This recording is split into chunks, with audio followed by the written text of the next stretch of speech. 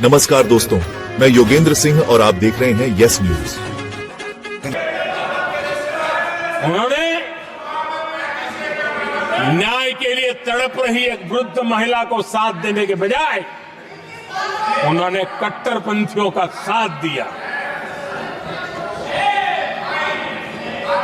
संसद में कानून बना करके सुप्रीम कोर्ट के निर्णय को फिर एक बार पलट दिया गया। आदरणीय सभापति जी, बात वहां से नहीं अटकी है। नेहरू जी ने शुरू किया, इंदिरा जी ने आगे बढ़ाया और राजीव जी ने भी उसको ताकत दी, खाद पानी देने का काम किया। क्यों? संविधान के साथ खिलवाड़ करने का लहू उनके मुंह लग गया। आदरणीय सभापति जी, अगली पीढ़ी भी इसी खिलवाड़ में जुड़ी पड़ी है।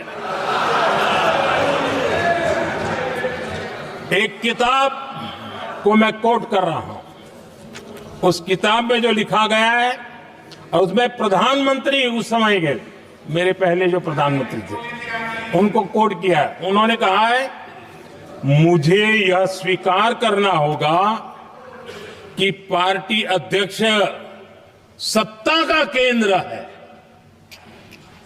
ये मनमोहन सिंह जी ने कहा है, जो एक किताब में लिखा गया है।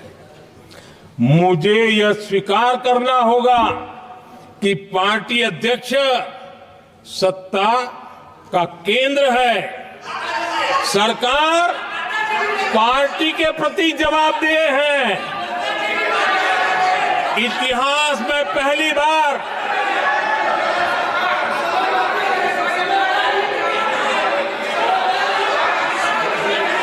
आदरणीय सभापति जी, नहीं, आप सदन इतिहास में पहली बार ये तरीका बिल्कुल ठीक नहीं है। सदन के नेता बोल रहे हैं, आपको मर्यादा रखनी चाहिए। ऐसे सदन नहीं चलेगा इस तरीके से, गलत तरीका आपका ये। माननीय प्रधानमंत्री जी, आदरणीय सभापति जी, इतिहास में पहली बार संविधान को ऐसी गहरी चोट पहुंचा दी गई। संविधान निर्माताओं ने चुनी हुई सरकार और चुने हुए प्रधानमंत्री की कल्पना तक ही हमारा संविधान था, लेकिन इन्होंने तो प्रधानमंत्री के ऊपर एक गैर संवैधानिक, और जिसने कोई शपथ भी नहीं लिया था, नेशनल एडवाइजरी काउंसिल पीएमओ के भी ऊपर बैठा दिया। पीएमओ के ऊपर अघोषित दर्जा दे दिया गया।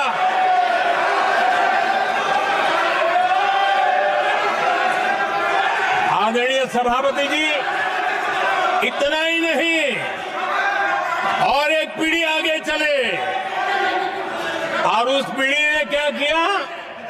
भारत के संविधान के तहत देश की जनता जनार्दन सरकार चुनती है और वो सरकार का मुखिया कैबिनेट बनाता है। ये संविधान के तहत है।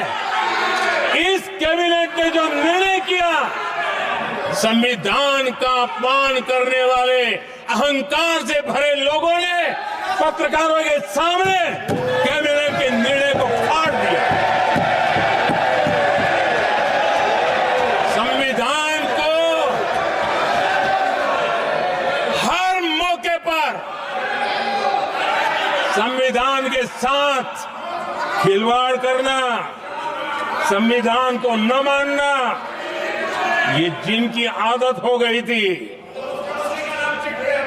और दुर्भाग्य देखिए, एक अहंकारी व्यक्ति कैबिनेट के निर्णय को फाड़ दे और कैबिनेट अपना फैसला बदल दे। ये कौन सी व्यवस्था है? आदरणीय सभापति जी, मैं जो कुछ भी कह रहा हूं वो संविधान के साथ क्या हुआ उसी की बात कर रहा हूं। उस समय करने वाले पात्रों को लेकर किसी को परेशानी होती होगी, लेकिन बात संविधान की है। मेरे मन के और मेरे विचारों को मैं अभिव्यक्त नहीं कर रहा हूं।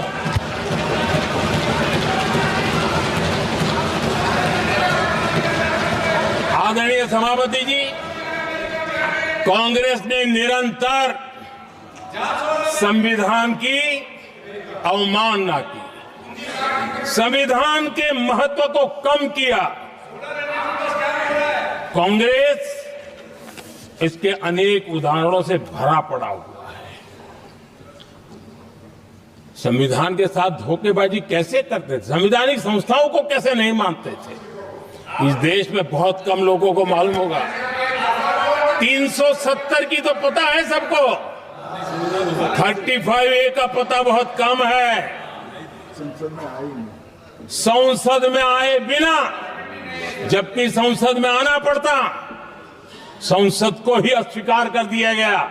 भारत के संविधान का अगर कोई पहला पुत्र है तो ये संसद है, उसको भी उन्होंने गला घोटने का काम किया। 35A जो संसद में लाए बिना उन्होंने देश पर थोप दिया, और अगर 35A न होता तो जम्मू कश्मीर में जो हालत पैदा हुई वो हालत पैदा न हुई होती। राष्ट्रपति के आदेश पर यह काम किया गया और देश की संसद को अंधेरे में रखा गया। आदरणीय सभापति, ये संसद का अधिकार था, कोई अपनी मनमानी से नहीं कर सकता था, लेकिन और उनके पास बहुमत था, कर सकते थे, लेकिन वो नहीं किया क्योंकि पेट में पाप था, देश की जनता से छुपाना चाहते थे। आदरणीय सभापति जी, इतना ही नहीं, बाबा साहब आंबेडकर जिनके प्रति आज सम्मान का भाव सब कोई अनुभव कर रहा है, और हम लोगों के लिए तो बहुत विशेष है, क्योंकि हम लोगों के लिए तो जीवन में बहुत बड़ी जो कुछ भी रास्ते मिले ना वहीं से मिले हैं। आदरणीय सभापति जी, बाबा साहब आंबेडकर, इनके प्रति भी इनके मन में कितनी कटुता भरी थी, कितना द्वेष भरा था, मैं आज उसके डिटेल में जाना नहीं चाहता हूं, लेकिन जब अटल जी की सरकार थी तब बाबा साहब आंबेडकर, उनका जो महापरिनिर्वाण भूमि है, वहां पर अलीपुर रोड पर अटल जी की सरकार में बाबा साहब आंबेडकर जी के स्मृति में एक स्मारक बनाना तय हुआ। अटल जी के समय ये नहीं हुआ। दुर्भाग्य देखिए, 10 वर्ष यूपीए की सरकार रही, उसने इस काम को नहीं किया, न होने दिया। बाबा साहब आंबेडकर का जब हमारी सरकार आई, बाबा साहब आंबेडकर के प्रति हमारा श्रद्धा होने के कारण हमने अलीपुर रोड पर बाबा साहब मेमोरियल बनाया और उसका काम किया। आदरणीय सभापति जी, दिल्ली में जब बाबा साहब आंबेडकर के 1992 में, उस समय चंद्रशेखर जी कुछ समय थे, तब एक निर्णय किया गया था, आंबेडकर इंटरनेशनल सेंटर यही जनपद के पास 40 साल तक वो कागज पे ही पड़ा रहा, नहीं किया गया, और तब जाकर के 2015 में हमारी सरकार आई और हमने आकर के इस काम को पूरा किया।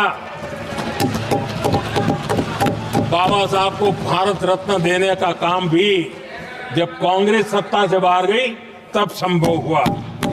इतना ही नहीं, आदरणीय सभापति जी, बाबा साहब आंबेडकर के 125 साल तो हमने पूरी दुनिया में बनाए थे, विश्व के 120 देशों में बनाने का काम किया था, लेकिन जब बाबा साहब आंबेडकर की शताब्दी थी तब अकेली बीजेपी की सरकार थी मध्य प्रदेश में। सुंदरलाल जी पटवा हमारे मुख्यमंत्री जी थे, और महू में जहां बाबा साहब आंबेडकर जी का जन्म हुआ था, उसको एक स्मारक के रूप में पुनर्निर्माण करने का काम सुंदरलाल पटवारी जी जब मुख्यमंत्री थे तब मध्य प्रदेश में हुआ था। शताब्दी के समय भी उनके साथ यही किया गया था। आदरणीय सभापति जी,